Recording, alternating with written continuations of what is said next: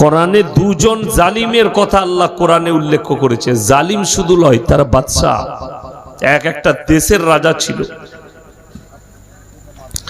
মিশরের রাজা ছিল ফেরাউন। কার নাম কথা বললাম? ফেরাউন। নাম শুনেছেন না শুনেননি?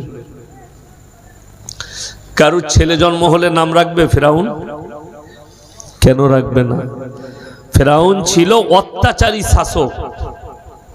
কোরআনে আছে কয়েক হাজার বাচ্চা হত্যা করেছে ফেরাউন। আল্লাহকে চ্যালেঞ্জ ছুড়েছে যে আল্লাহ যে নবী পাঠাবে, যে দূত পাঠাবে আমার জন্য, আমাকে ধ্বংস করার জন্য, আমি তাকে দুনিয়াতে আসতে দেব না। এতগুলো মোবাইল লাগাচ্ছ কেন? হ্যাঁ, কার? কই? যে নাই তাদেরকে রেকর্ডিং করে নিয়ে গিয়ে দিচ্ছ কেন? কে আছে? আমি তো তাকে চিনি না। তাদের চ্যানেলগুলো তো আমি জানি না। চুরি করে বহুজন চ্যানেল রেখে দিয়েছে। তো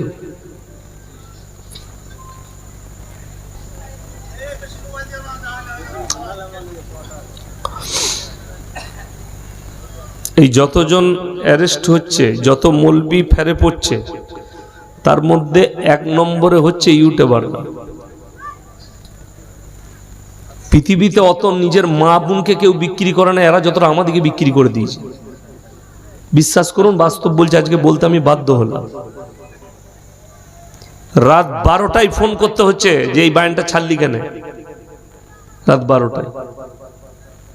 সে তো ঘুমবে ঘরেতে, জেলেতে থাকবে মৌলবীরা। হক শোনার মতো মানসিকতাও লোক নাই, আর হক বুঝার মতো লোক নাই। আমরা যেসব দেশে বাস করছি, চোর, চাপটা, দাগাবাজ, মাতাল, গাঁজাখোর, জিনাখোর, এদের দেশে বাস করছি। কথা বলবো, জলসা জলসা বক্তারা করছে। বিশ্বাস করুন, আমরা পয়সার জন্য জলসা করছি। এটা আমি বাস্তব বললাম। কোন বাপের বেটা একটা মৌলবি যদি বলে তার শ্বাস নালে উকুড়ে দেবো, যে সে যদি বলে দিনের দাওয়াত দিচ্ছি, তাকে নিয়ে আসুন স্টেজে। কোন বাপের বেটা বক্তা আছে পশ্চিমবাংলায়? যত বলোই তসবিওয়ালা হোক আর যত বলোই পাগড়িওয়ালা হোক, তার শ্বাস নালি উকুড়ে দেবো যদি বলে দিনের দাওয়াত দিচ্ছি। মিথ্যাবাদী সে, সেই মৌলবি কটা মিথ্যাবাদী। দিনের দাওয়াত কেউ দেয় না, সব পয়সা ইনকাম করছে। যদি দিনের দাওয়াত দেওয়া হতো, শোনার লোক নাই, তা দাওয়াত দেবো কোথায়? শোনার লোক আছে? শোনার লোক নাই। এই সামান্য আবহাওয়া খারাপ, লোকজন আর জলসায় আসবে না। কিন্তু আমি কসম খাবো না, কসমের কাছাকাছি গিয়ে বলছি, এখানে যদি ন্যাংটো নাচ হতো, হারামখোরদের উপরে বজ্র বাজ পড়ে গেল, এখান থেকে সত্য না। কি বলেন বলুন? এই কথাটা বুঝতে পারোনি আমার? যদি বাজ পড়তো, বাজ পড়ে মরে যেত দু চারটা, তারপরও নারী পুরুষগুলো লড়তো না এখান থেকে। কেন? ন্যাংটো ড্যান্স হচ্ছে, মজা পাবে ওইখানে। এইখানে তো আর মজা নাই। ইয়াসিন সাহেব আন্ডার প্যান্ট পরেও নাই, আর জাঙ্গিয়া পরেও নাই। বললেই মানুষ খারাপ পাবে। আপনারা জানেন, ঈদের দিনে খালি 5,000 ছেলে মারা গিয়ে লোক মরেছে, অ্যাক্সিডেন্ট হয়ে, যুবক ছেলে, গোটা পশ্চিমবাংলা জুড়ে। তার মধ্যে 2,500 খালি মুর্শিদাবাদ। আমি যদি মুর্শিদাবাদের এসপি হতাম, এখানে নাই নাই করে 5,000 বাইক সিজ করতাম। আমি ইঞ্জিনগুলো সব সিজ করে দিতাম মুর্শিদাবাদে। এক্ষুনি আমার গাড়িটা যদি না হতো, ফোর্ড ডিক্সের গাড়ি না হতো, গুদিয়ার কাছে আমার গাড়িতেই মরতো এক্ষুনি। আজ কি আসার সময় আমার গাড়ি 100 স্পিডে ছিল, খালি ফোর্ড ডিক্স গাড়ি, দামি গাড়ি বলে গাড়িটা দাঁড়িয়ে গেল। দেখছে সে বলছে, মলি সাহেব আমার ভুল হয়ে গেছে। কালকে সুতি থানায়, এই নগরের কাছে, হ্যান্ডেল ছেড়ে গাড়ি চালাচ্ছে কে? একটা হারামের আওলাদ, হারাম পয়দা করেছে, মুসলিমদের ছেলে। লেগে গেলে গাড়িওয়ালার দোষ, লেগে গেলে লরিওয়ালার দোষ, না হলে থানাওয়ালার দোষ। আপনি পুলিশকে গালি দিচ্ছেন, কিন্তু আপনি যে হারামের আওলাদটা পয়দা করেছেন, সে যে রাস্তায় কিভাবে গাড়ি চালাচ্ছে আপনি দেখেন। 17 বছরের ছেলের হাতে যে বাইক দিয়েছে, তার থেকে বড় হারামখোর বাপ আর পৃথিবীতে কেউ আছে? যে 18 বছরের যুবকের হাতে বাইক তুলে দিয়েছে, যার লাইসেন্স নাই, কিছুই নাই, ঈদের দিনে। তা তারা মরবে না? তাকে মরবে। আপনি প্রশাসনকে গালি দিচ্ছেন, কিন্তু আপনি যে নিজে হারামখোর সেটা বলছেন না। যে আমি আমার বাচ্চাটাকে বাইক দিয়েছি? 2500 মরেছে, এটা খাতা কলমে বলছি। গিয়ে যদি হয় বহরমপুরে যে জেলা পুলিশ আছে তাদের কাছে খোঁজ নিলেন যে ঈদের দিনে কটা বাইক অ্যাক্সিডেন্ট হয়েছে মুর্শিদাবাদে, তার মধ্যে 2000 স্পট ডেট হয়েছে। স্পট ডেট মুর্শিদাবাদে 100টা অ্যাক্সিডেন্ট হলে 99টা বাইকওয়ালার দোষ, গাড়িওয়ালার কোনো দোষ নাই। আমি তো প্রত্যেকদিন ছুটছি মুর্শিদাবাদে, আমি জানি তো। এত নোংরা এরা, এত জঘন্য ভাবে গাড়ি চালায়। আর বিয়ে হলি টাকা দেখ আর না দেখ, কিছু না দেখ, বাইক না দিলে বেটার বিয়ে দিবে না। কেন? ও তো হিজড়ে পয়দা করেছে। বেটা পয়দা করলে তো একটা বাইক কিনে দিতে পারতো নিজের পয়সায়। ও মেয়ের বাপের পয়সায় বেটাকে বাইকে চাপাবে, আমার বেটাকে অ্যাপাচি গাড়ি লাগবে। তুই বেটা পয়দা করেছিস না হিজড়ে পয়দা করেছিস? পাঁঠা পয়দা করেছিস, পাঁঠা বিক্রি করে এরা। রাগ হচ্ছে? আমি কারো গায়ে বোয়ানো বক্তা লয়, আমাকে মানা করে দিলে নেমে পালিয়ে যাবো, গাড়ি রেডি আছে, টাকাও লুবো না। আমি কিন্তু আমারই বক্তব্য দেবো, আমি কারোর কথা বলা বক্তব্য দেবো না। আমি কালকেও মালদায় বলেছি যে মন গেলে দাওয়াত দিবে, না হলে দিও না, কিন্তু কথা হক শুনতে হবে। গায়ে লাগলে উঠে পালিয়ে যাও, ঘরে ঘুমাও। আজকে আমরা মৌলবীরা হক বলতে পারিনি বলে আল্লাহর কসম আমাদের গোটা মুসলিম সমাজ বেঈমান, কাফের, নেমকারাম সব হয়ে গেছে। এতটুকু ঈমান নাই। কতগুলো ঈমান বিক্রিওয়ালা যদি নামগুলো বলি না, এক্ষুনি আমাকে রাস্তায় ঘর যেতে দিবে না, রাস্তায় অ্যারেস্ট হয়ে যাবো আমি যদি মুসলমান বেঈমানদের নামগুলো বলি, যারা মুসলিমদেরকে ধোকা দিচ্ছে, আমাদের মতো টুপি লাগিয়ে, দাড়ি লাগিয়ে, হ্যাঁ, নেতা সেজে আপনাকে বলছি আমি ভালো লোক, আমি ইমানদার, তোমরা আমার পাশে থাকো, কিন্তু সে যে খাঁটি বেঈমান, এটা গরিব মানুষ মুসলিম কি বুঝবে? তারা কি বুঝে? মৌলী সাহেবরা বলছে, কথা চলছে, শুনে নিচ্ছে। ওই জন্যে একটা একটা করে বলি, সবাই আমলের নিয়তে শুনবেন, বলুন ইনশাআল্লাহ, যে মানার মাদ্দা নিয়ে আসুন। হকটাকে আল্লাহর কসম করে বলে যাচ্ছি, হককে কেউ মিটাতে পারবে না কিয়ামতের সকাল পর্যন্ত। যারা আল্লাহকে শক্তিশালী ভাবছেন না, যাদের মনে হচ্ছে জুলুম আর সিতাম হচ্ছে, নবীজি সাল্লাল্লাহু আলাইহি সাল্লামের হাদিস আছে, কিছুই জুলুম আপনার উপরে হয়নি, আপনি সামান্য এসআইআরে পেরেশান হয়ে যাচ্ছেন। আপনি ভাবুন তো, ফিলিস্তিনে গাজায় নিরীহ শিশুগুলোর অবস্থা কি? কারো বাপ চলে গেছে, মা চলে গেছে, পরিবার চলে গেছে, বাচ্চা ছেলেগুলো রাস্তায় ঘুরে বেড়াচ্ছে, খাবার নেই। 45,000 শিশু মারা গেছে 1 বছরের, না খেয়ে অনাহারে মারা গেছে। আপনি ভেবে দেখুন, আপনি ভালো আছেন না তারা ভালো আছে? ইসরায়েলের সৈন্যরা 70,000 শিশুকে দেখে দেখে হত্যা করেছে, গুলি করে করে, মাথায়, গলায়, বুকে, পেটে গুলি করে হত্যা করেছে। তাদের অবস্থাটা ভাবুন তো। আল্লাহ রসুল সাল্লাল্লাহু আলাইহি সাল্লাম বলেছেন, পৃথিবীর বুকে 20 কোটি মুসলমানের প্রাণহানি হবে। এখন তো এই 2 লাখ 4 লাখ হয়েছে, 20 কোটি মুসলমানের প্রাণহানি হবে। সেখানে আপনার নম্বরটা আছে নাকি আপনি চিন্তা করে দেখবেন। সেখানে ইয়াসিনের নম্বর আছে নাকি আমাকে চিন্তা করতে হবে, যে ওই জায়গায় আমার নম্বরটা আছে নাকি। 20 কোটি মুসলমান কিয়ামতের পূর্বে হত্যা করা হবে, গণহত্যা চলবে। ওই জন্যে আপনাকে রেডি থাকতে হবে ঈমান। কি নিয়ে বললাম বাবা? ঈমান। আপনাকে ঈমানের উপরে টিকে থাকতে হবে, তবে কোন জালিম জমিনের উপরে টিকে থাকতে পারেনি। আল্লাহ তাদেরকে ধ্বংস করেছে। ফেরাউন বলেছিল মিশরের মাটিতে, আনা রাব্বুকুমুল আলা, আমি তোমাদের রব আর আমি সবথেকে উঁচু। আল্লাহর কসম, ফেরাউনকে আল্লাহ ধ্বংস করে দিয়েছে। বেজ্জতির সঙ্গে মৃত্যু দিয়েছে ফেরাউনকে। শুধু বেজ্জতির মৃত্যু নয়, আল্লাহকে যে চ্যালেঞ্জ করেছিল, তোমার নবীকে আসতে দেব না, কয়েক লক্ষ শিশুকে হত্যা করেছে। আল্লাহর কসম, আল্লাহ নিজের নবী মুসাকে তার ঘরে লালিত পালিত করেছে, বলুন সুবহানাল্লাহ। তার ঘরে রাজশাহীতে তার বিবির কোলে মানুষ হচ্ছে সন্তান হিসাবে, ফেরাউনের কোলে চাপছে, তার রাজশাহীতে আছে। আল্লাহ তার ঘরে বড় করলেন নিজের নবীকে, কিন্তু এতটুকু বুঝতে পারেনি এটাই আমার দুশমন। এই নবী মুসা আল্লাহ পৃথিবীর মানুষকে, আপনি কোরআন খুলেন পেয়ে যাবেন।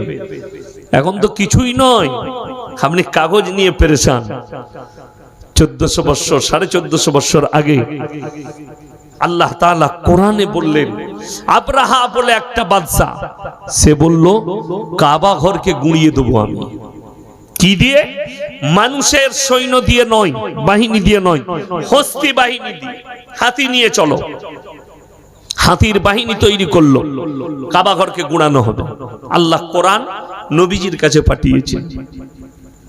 আলম তারা কাইফা ফাআলা রাব্বুকা বিআসহাবিল ফিল আলম ইয়াজআল কাইদাহুম ফি তাদলিল ওয়া আরসালা আলাইহিম তায়রান আবাবিল।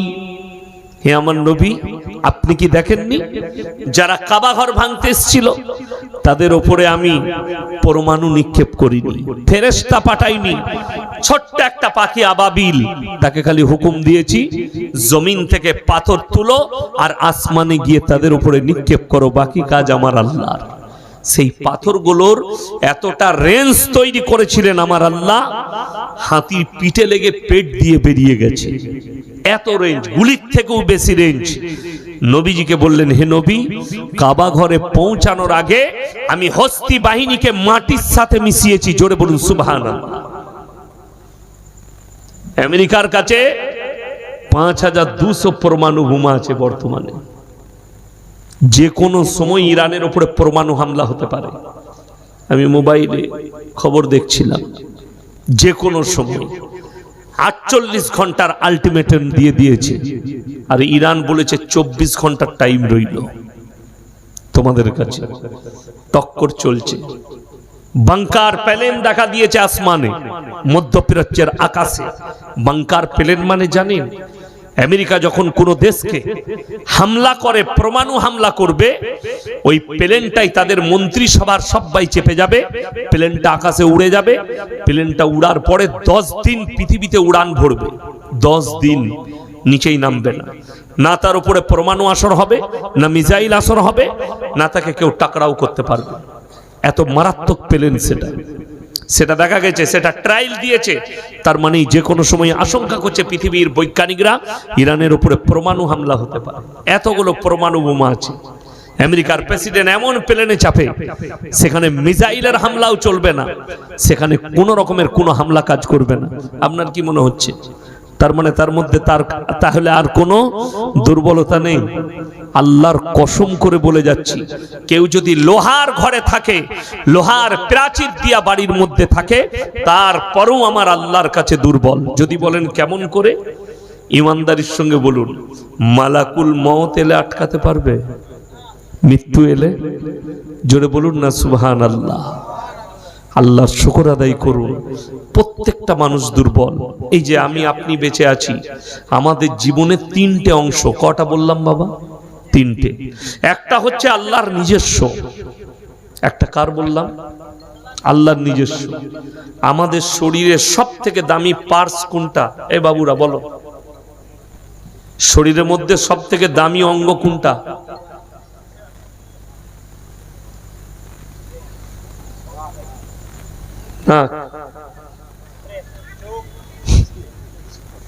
আচ্ছা আপনি বলুন, আপনার চোখ, নাক, ফাঁক সব আছে, সব থেকে দামিটা জানেন? নিঃশ্বাসও নয়, সব থেকে দামি অঙ্গ হচ্ছে রুহটা, জান।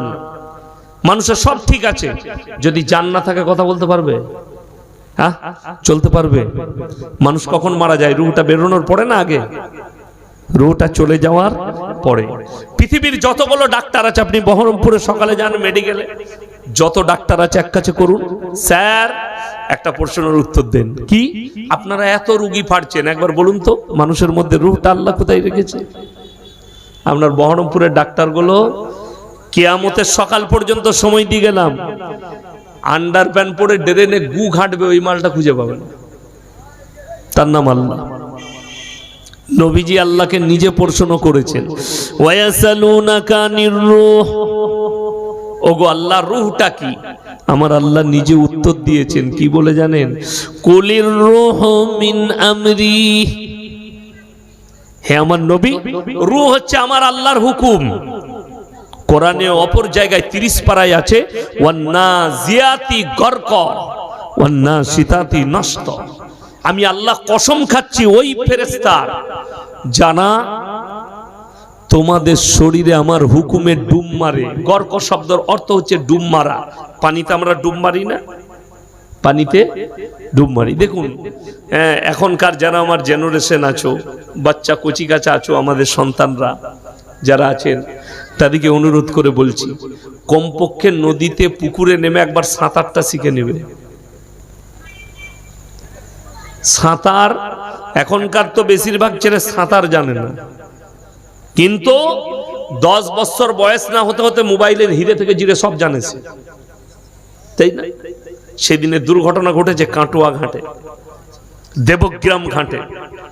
17 বছরের যুবক পড়ে গেছে নৌকা থেকে, সাঁতার জানে না বলে ডুবে মারা গেছে, কিন্তু মোবাইলে সব জানে। আমি বলছিলাম এখনকার জেনারেশন সাঁতার জানে না। আর আমার আল্লাহ কোরআনে বললেন, আমার ওই ফেরেশতার কসম খাচ্ছি যারা দ্রুত গতিতে তোমার শরীরে ডুব মেরে তোমার আত্মাকে হরণ করে নিয়ে আসে। রূহটা কার বললাম বাবা? কথা বলেন কার? আল্লাহ। আল্লাহ কবজ করে নিলেন। এই যে শরীর, এই শরীরটা আল্লাহ পোকামাকড়ের জন্য বানিয়েছেন, আপনার আমার নিজস্ব নয়। মানুষ মরে যাওয়ার পরে কবরে দেওয়া হয় না, হয় না? কে খায়? পোকামাকড় খায়। তাহলে আপনি আর পরে আমার সঙ্গে আপনি একটু চিন্তা করুন, গবেষণা করুন। আল্লাহ সবাইকে বিবেক দিয়েছে, রূহটা আল্লাহর নিজস্ব, আল্লাহ শরীরটা পোকামাকড়ের জন্য। তাইলে আপনার আমার জীবনের কি রইল? একবারও কোনোদিন ভেবেছেন? আজ থেকে ভাববেন। আজ রাত্রে চলে যাওয়ার পরে, আমি চলে যাওয়ার পরে রাত্রে বিছানায় শুয়ে ভাববেন, রূহটা আল্লাহর, আল্লাহ যে কোনো সময় ডাকবেন। আল্লাহর কসম, পৃথিবীতে যতগুলো জানদার বেঁচে আছে কেউ আমরা নিজের ইচ্ছায় বেঁচে নেই, সব আল্লাহর দয়ায় আর আল্লাহর ইচ্ছায় আল্লাহ আমাদেরকে বাঁচিয়ে রেখেছে। তাহলে রূহটা আল্লাহর, এই শরীরটা আমি মরে যাওয়ার পরে ভাববেন পোকামাকড়ে খাবে কবরে। তাহলে আমার জিন্দগিতে আমার নিজস্ব কি আছে?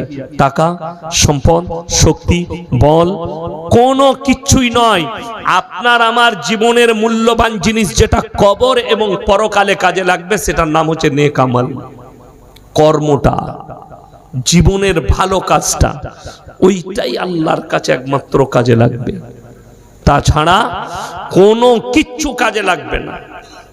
টাকা, সম্পদ, বল, সৌন্দর্যতা কিছুই নাই। দেখুন না, অনেকজন রূপের, নিজের রূপের প্রশংসা করে না, আমি এত সুন্দর দেখতে। আমাদের অনেক যুবক ছেলে জিম করতে যায়, জিম, সালমান খান হবে, বডি বানাবে, দিয়ে চলার এক স্টাইল আলাদা, টাকা হয়ে গেলে তার স্টাইল আলাদা, একটু পয়সা হয়ে গেলে তার চলার স্টাইল আলাদা, একটু যদি বড় নেতা হয়ে যায় তার চলার স্টাইল আলাদা, কথা বলার স্টাইল আলাদা। ঠিক বললাম না? হ্যাঁ, তা না হলে বড় কষ্ট লাগে। আমাদের দেশের নেতাদিকে দেখা করতে গেলে অ্যাপার্টমেন্ট নিতে হয়। আমি ভাইয়ের সাথে কথা বলবো, বলে দে এখন সময় নেই, পরে আসবে। তুমি বলছো তুমি ইমানদার। হযরতে উমরের জীবনটা ভেবে দেখো, তিনি ছিলেন আরবের গভর্নর, মানুষকে তার কাছে আসতে হতো না, তিনি মানুষের কাছে খোঁজ নিতে যেতেন। জোরে বলুন সুবহানাল্লাহ। যে তোমাদের প্রবলেম কি আছে, তোমাদের কি সমস্যা হয়েছে। ওই জন্যে আমার দুঃখ লাগে কোথায় জানেন? আপনি দেখছেন ইয়াসিন সাহেব আমার ধর্মটাকে কতটা মানে, তবে আমি তাকে ভোট দেব। আপনি ভাবছেন ইয়াসিন সাহেব দাঁড়িয়েছে, তাহলে লোকটা নামাজ কতটা পড়ে, রোজা কতটা রাখে, আমার আল্লাহকে কতটা বিশ্বাস করে। সেখানে অনেক অমুসলিম নেতা এসে কলমা পড়ে দিচ্ছে, সালাম আলাইকুম, লা ইলাহা ইল্লাল্লাহ মুহাম্মদ রাসূলুল্লাহ, কিন্তু সে মন থেকে লয়। এখন আপনি বললেন এ তো হিন্দুদের একজন নেতা, আমার আল্লাহকে এতটা ভালোবাসে, কলমা পড়ে নিল, আমাকে এতটা ভালোবাসে, কিন্তু তাকে আপনি জিজ্ঞেস করলেন না, দাদা আমরা তো অশিক্ষিত, আপনি পাস হয়ে গেলে আমার এখানে একটা স্কুল করে দিবেন, আমার একটা ডাক্তারখানা করে দিবেন, ডাক্তার বসার ব্যবস্থা করবেন? কোনোদিন বলেছেন? কেউ জিজ্ঞেস করেছে? ওই জন্য ভারতবর্ষ ধ্বংসের পথে, ওই জন্য পৃথিবী ধ্বংসের পথে। মাথায় রাখবেন, রাসূল আকরাম সাল্লাল্লাহু আলাইহি সাল্লামের স্পষ্ট হাদিস তোমরা দেখতে পাবে। একটা কিয়ামতের আলামত নবীজি বললেন প্রকাশ পেয়ে গেছে।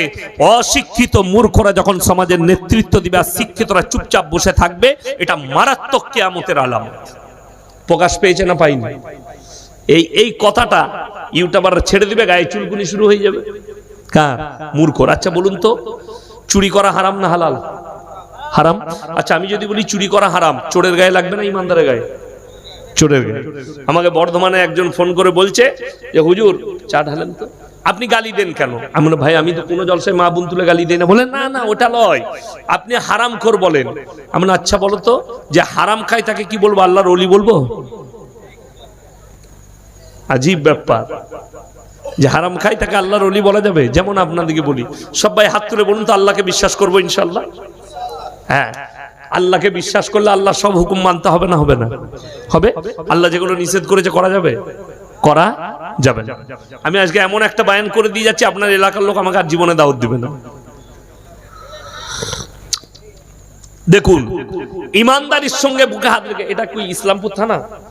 ইসলামপুর থানা, নদীর এপারে চলে এসেছি। ঠিক তো, ইমানদারির সঙ্গে বুকে হাত রেখে বলুন তো, আমাদের ইসলামী শরীয়তে সুদ খাওয়া হালাল না হারাম? হারাম বলছেন তো, তাহলে ইসলামপুর থানায় একটাও মুসলমান সুদ খায় না, তাই তো? আমার ভাই, ওই জন্য আমি কি বললাম, আমাকে আর দাওয়াত দিবে না। সুদটা যে হারাম, এটা আমাদের মৌলবীদের ফতোয়া না আমার আল্লাহর কথা? কোরআনে আছে ওয়াহাল্লাল্লাহুল বাইয়া ওয়া হাররামার রিবা। সুদ তোমাদের জন্য হারাম, ব্যবসাকে হালাল করেছি। ব্যবসা রাসূলের সুন্নাত, ব্যবসা হালাল, ব্যবসায় বরকত আছে, আপনি ব্যবসা করুন। আলু পেঁয়াজ সবজি ইত্যাদি, সোনা রূপো, যত রকমের ব্যবসা আছে ব্যবসা করুন। ব্যবসা হালাল, সুদ হারাম। কোন ব্যক্তি হারাম জানার পরে যদি সুদ খায়, সে যেন সর্বপ্রথম আল্লাহর সঙ্গে যুদ্ধ ঘোষণা করে দিল। নাম্বার 2, কেউ যদি হারাম জানার পরে কোন মুসলমান সুদ খায়, সে যেন আপন জন্মদাতা মায়ের সঙ্গে জিনা করার পাপ করলো। বলুন নাউজুবিল্লাহ। কত বড় পাপ ভেবে দেখুন, এটা রাসূল বলেছেন। আচ্ছা, কত জলসা, চাঁদ রাত থেকে জলসা করছি। কোন রাত থেকে? রোজার মাসে একটা জলসা করেছি।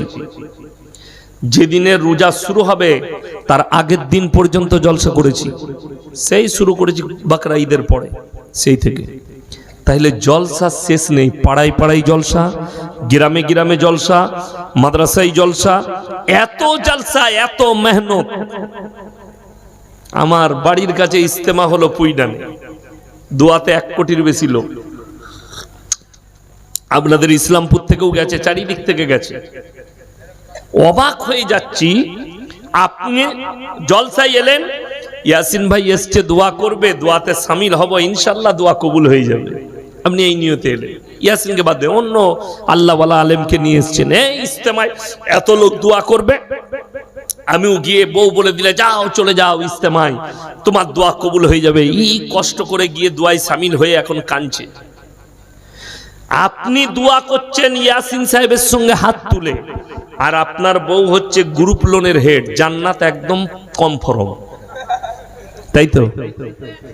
আমার ভাই, বললেই বললাম গায়ে লাগবে। তুমি দোয়া করছো, বউ হচ্ছে গ্রুপ লোনের হেড।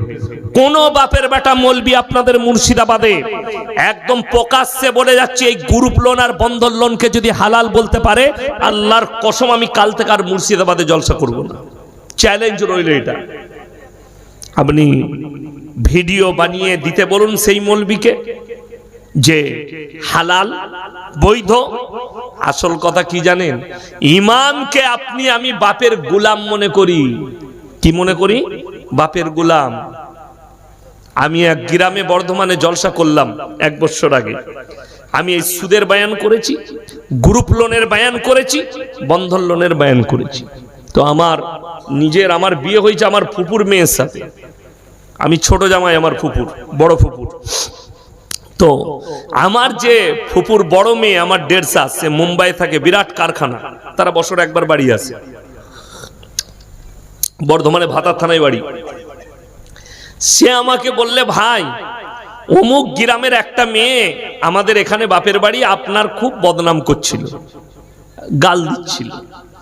ও বাজে মলবিল, ভালো নাই, ওকে জুতো করে মারা দরকার। এমন আল্লাহ আমি কি অন্যায় করলাম যে আমাকে জুতো করে মারবে?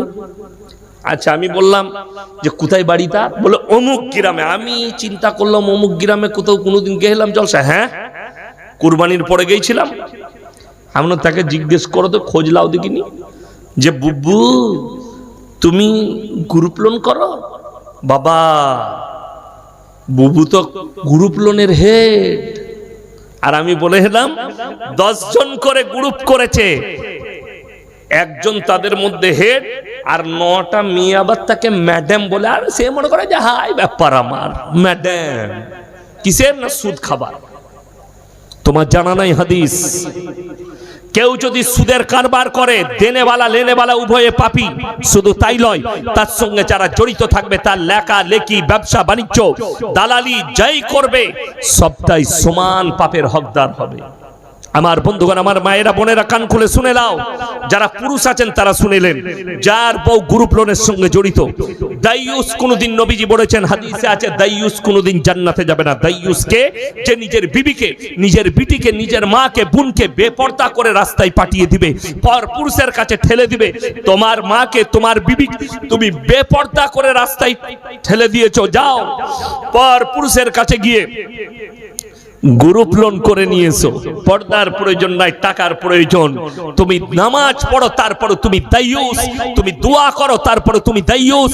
তুমি তাহাজ্জুদ পড়ো, তারপরে তুমি দাইয়ুস। যেহেতু তোমার বিবিকে তুমি জেনে শুনে বেপরদায় ঠেলে দিয়েছো। আর আল্লাহ রাসূল বললেন এই দাইয়ুস কোনোদিন জান্নাতে প্রবেশ করবে না।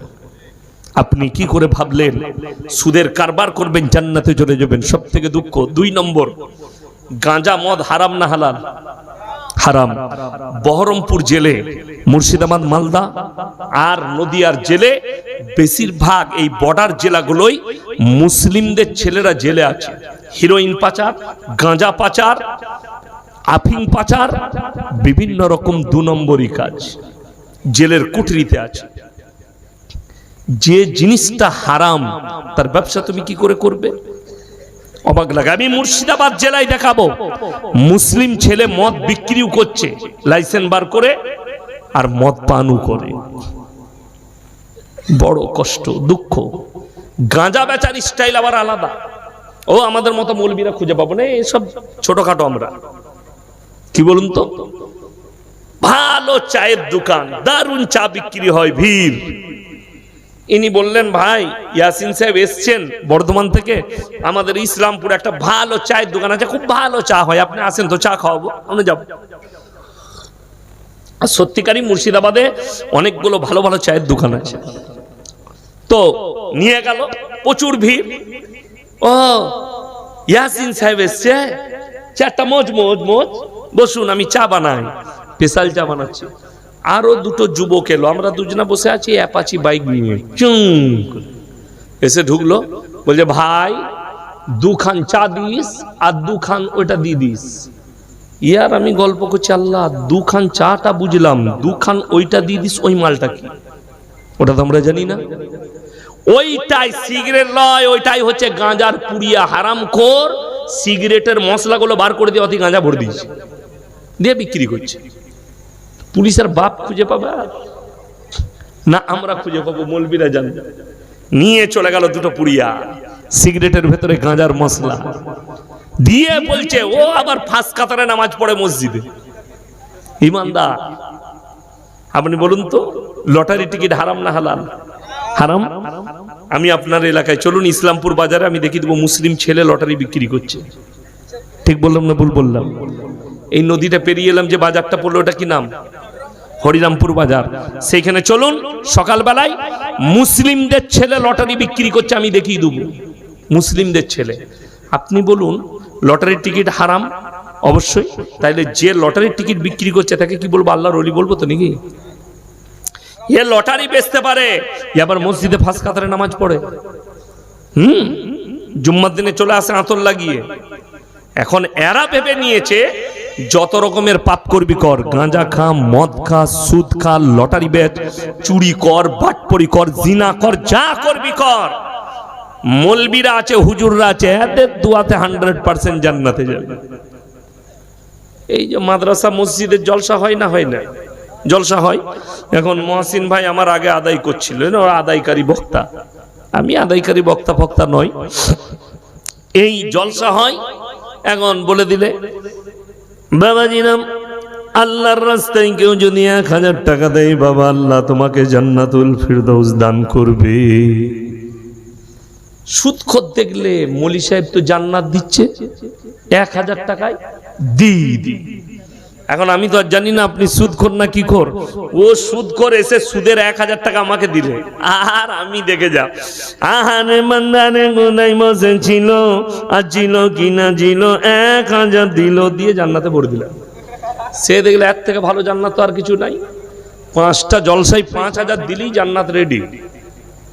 তুমি একবার বলে দেখেছো যে হুজুর আমি যে টাকাটা দিচ্ছি এটা সুদের টাকা? তোর হুজুর তোকে জুতো করে পিটাতো। একবার আমি কোনো জলসাই হাত পাতলে একবার এসে বলে দেখো যে সুদের টাকা দিচ্ছি, আমার জুতোটা তোমার মুখে তুলে মারবো। যে হারামখোর, মসজিদে কি করে সুদের টাকা দিবি? তুমি তো জান্নাত পাবার আশায় লুকিয়ে দিচ্ছ টাকাটা। একবার বলে দেখেছো? আরে বড় কষ্ট লাগে, দুঃখ লাগে। আপনি হারামটাকে কি করে সাপোর্ট করলেন? আমি যাত্রার দলিল দেবো না, বাপ দাদর গল্প বলবো না। আপনি অবাক হবেন যারা মনে মনে করছেন পাপের সাগরে ডুবে থাকবো, আমার বিবি নামাজ পড়বে না, রোজা রাখবে না, বদ্দিন পাপের উপরে ডুবে থাকবে, পাপের সাগরে ডুবে থাকবে। আমি নিজে গাঁজা বিক্রি করব, মদ বিক্রি করব, যত রকমের পাপ আছে করব। এই মৌলবীরা আমাদেরকে দোয়া করে জান্নাতে পাঠাবে। আমি যাত্রার কথা বলবো না। তিনি হচ্ছেন প্রিয় নবী হযরতে মুহাম্মদ মুস্তাফা, সকলে জোরে বলুন সাল্লাল্লাহু আলাইহি ওয়াসাল্লাম। আল্লাহর নবীর কাছে খবরের হাদিসে আছে, ইয়া রাসূলুল্লাহ আপনার চাচা যান মারা যাবেন।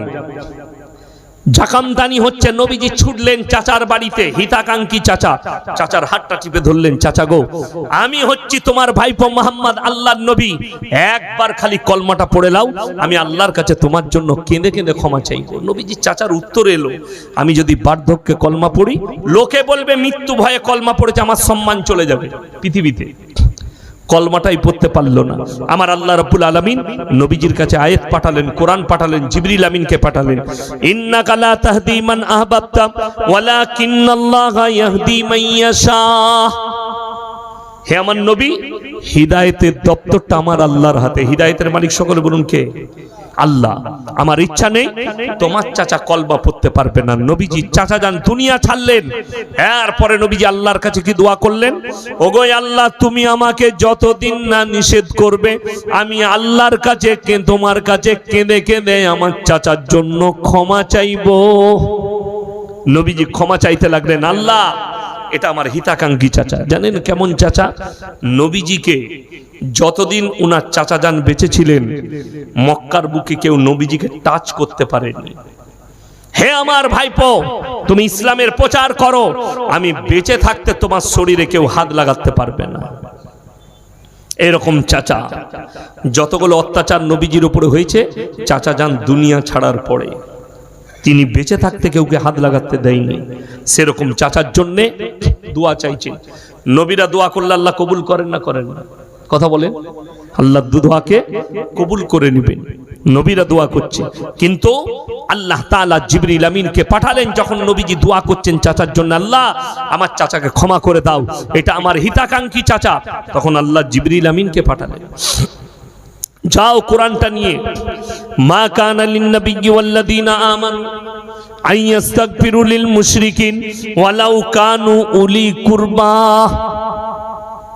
হে নবী, কান খুলে শুনে নাও, যারা মুশরিক হয়ে বেঈমান কাফের বদ্দিন হয়ে মারা গেছে, তাদের জন্য দোয়া করতে পাবে না, যদিও সে তোমার নিকটতম আত্মীয় হয়। নবীজিকে আল্লাহ নিষেধ করে দিলেন। আর ইয়াসিন কোন ক্ষেতের মুলি 10,000 টাকা 15,000 টাকা দিয়ে ভাড়া করে নিয়ে এসছে, দোয়া করে দিবা সব জান্নাতে চলে যাবে। গাঁজাখোর, মাতাল, জিনাখোর সবাই ইস্তেগফার করবে না। নিয়ত করেলেন আমরা নিজেদিকে গুনাহ থেকে বাঁচাবো, জোরে বলুন ইনশাআল্লাহ। আপনারা কতটা বুঝতে পাচ্ছেন জানি না। আমরা মৌলবীরা অনুভব করছি কিয়ামতের ছোট ছোট আলামতগুলো প্রকাশ পেয়ে গেছে, বড় আলামতগুলো বাকি আছে। আপনারা জানেন পৃথিবীর বুকে শুধু আপনাদের উপরে অন্যায় নয়, গোটা পৃথিবীতে অন্যায়, অত্যাচার, অবিচার আসছে। নবীজি বলেছেন যখন দেখতে পাবে পৃথিবীতে মিথ্যায় ভরে যাবে, অন্যায় বেড়ে যাবে আর ন্যায় কমে যাবে, তখন জানবে কিয়ামত কাছে চলে এসেছে। আপনি বলুন তো, একটা মলি সাহেব যদি কোনোদিন ধর্ষণ করে, পেপারের হেডলাইন হয় না? পেপারের হেডলাইন। বিহারের একটা বক্তা আব্দুল্লাহ সালিম চতুর্বেদী আমার সাথে অনেক জলসা করেছে, উর্দু ভাষী বক্তা, খুব বড় আলেম। আমার সাথে মালদায় জলসা হয়েছে, মেদিনীপুরে জলসা হয়েছে। ফোনেতে আমার সঙ্গে 1.5 মাস আগে কথা হয়েছিল। একটা ব্যাপারে আমি ফোন করেছিলাম নিজেদের মধ্যে। সেই বক্তাটা কোনো একজন মুখ্যমন্ত্রীর মায়ের জন্য উল্টোপাল্টা কথা বলেছে, মা বলে জানি না কি শব্দ বলেছে, তাকে জেলের কুঠরিতে বন্ধ করে দেওয়া হয়েছে, জেলে আছে। আপনি জানেন বর্তমান সময়ে অর্ধেকটা দুনিয়াকে ধ্বংস করে দেওয়া দরকার ছিল পরমাণু মেরে, অর্ধেক দুনিয়া ধ্বংস। কেন যদি বলেন, তার উত্তর আছে। আমি কালকের জলসায় বলেছি, যদি আমি কোন দেশের রাষ্ট্রপ্রধান হতাম আর আমার কাছে 100টা পরমাণু থাকতো, 100টা পরমাণুতেই টিগার দেবে দিতাম। কেন সেটা বলছি, উত্তর পেয়ে যাবে। কিয়ামতের এত মারাত্মক আলামত গুলো প্রকাশ পেয়েছে। নাম্বার 1, মসজিদ হচ্ছে আল্লাহর ঘর। কার ঘর? আল্লাহর ঘর। সেখানে যখন দেখতে পাবে মানুষ দুনিয়াদারির কথা বলছে, জানবে কিয়ামত কাছে চলে এসেছে। এখন জুম্মার দিনে দেখবেন আমরা দুনিয়াদারির কথা আলোচনা করি, ইমামের খুতবা চলে, ঠিক বললাম না? কিয়ামতের আলামত এটা প্রকাশ পেয়েছে। নাম্বার 2, অশিক্ষিত মূর্খরা সমাজের নেতৃত্ব দিবে আর শিক্ষিতরা চুপচাপ বসে দেখবে, প্রকাশ পেয়ে গেছে। নাম্বার 3, রাস্তাঘাটে নারী পুরুষ গাধার মতো জিনা করতে শুরু করে দিবে, গাধার মতো। আপনারা বাস করছেন তো মুর্শিদাবাদ জেলায়, সমাজে বাস করছেন, আমরাও বাস করছি। এখন সমাজে পরকীয়া বেড়েছে না কমেছে? বেড়ে গেছে, বেড়ে গেছে। নবীজি বলেছেন পৃথিবীর বুকে যখন জিনা বেড়ে যাবে, পরকীয়া বেড়ে যাবে, তখন সমাজের বুকে হারাম আওলাদু প্রকাশ পাবে। হারাম আওলাদ মানে স্বামী থাকে কেরলে, জিনা করেছে অন্যজনের সঙ্গে, বাচ্চা চলে এসেছে, বাচ্চা হয়ে যাবে, স্বামীও মাথা নত করে মেনে নিবে, বুঝতে পারার পরও চুপ থাকবে ইজ্জত, বিবির ইজ্জতের জন্যে। স্বামী থাকে সৌদিতে, পেটে বাচ্চা চলে এসেছে। এইভাবে হারাম আওলাদ গুলো প্রমোট পাবে। আল্লাহর নবী সাহাবীরা বললেন, ইয়া রাসূলুল্লাহ, এমনও কি দিন আসবে রাস্তাঘাটে গাধার মতো নারী পুরুষ জিনা করবেন? নবীজি বললেন 100% করবে। আজকে যাদের কাছে বড় অ্যান্ড্রয়েড মোবাইল আছে, খুলে দেখুন, খুলে দেখুন, বুঝতে পারবেন। আমি মোবাইলে দেখছিলাম, খবরে দেখছিলাম, মহারাষ্ট্রের একজন বাবা ধরা পড়েছে, কয়েকশো মেয়েকে ধর্ষণ করেছে তার চেম্বারে ডেকে। কি করে? আশীর্বাদ দেবার নাম করে। আমার কাছে এলে তোমার মঙ্গল হবে, আমি একবার তোমার সাথে মিলামিশা করব, তোমার সব জীবনের বালা মুসিবত দূর হয়ে যাবে। দিয়ে এইভাবে প্রলোভন দেখিয়ে তাদের সঙ্গে জিনা করেছে। নারীরাও তাদের ইজ্জত খুলে দিয়েছে, ভিডিও ভাইরাল হয়েছে। আর একজন, রাস্তাঘাটে আমরা সারা রাত ছুটছি হাইওয়ের ওপরে, আপনার Assam road, Delhi road, Mumbai road, সারা রাত ছুটি। সেখানে দেখতে পাচ্ছি রাস্তার ওপরে কিভাবে জিনা চলছে। আমি একদিন হাওড়া থেকে ফিরছিলাম, সিভিল ড্রেসের একটা গাড়ি, 4 চাকা গাড়ি, খেদারে নিয়ে এলো একটা স্করপিও গাড়িকে, ঠিক শক্তিগড়ের কাছে আটকে ফেললো। আমি সেই দোকানে দাঁড়িয়েছি চা খেতে, টেনে নিয়ে এসে আটকালো ওদিকে।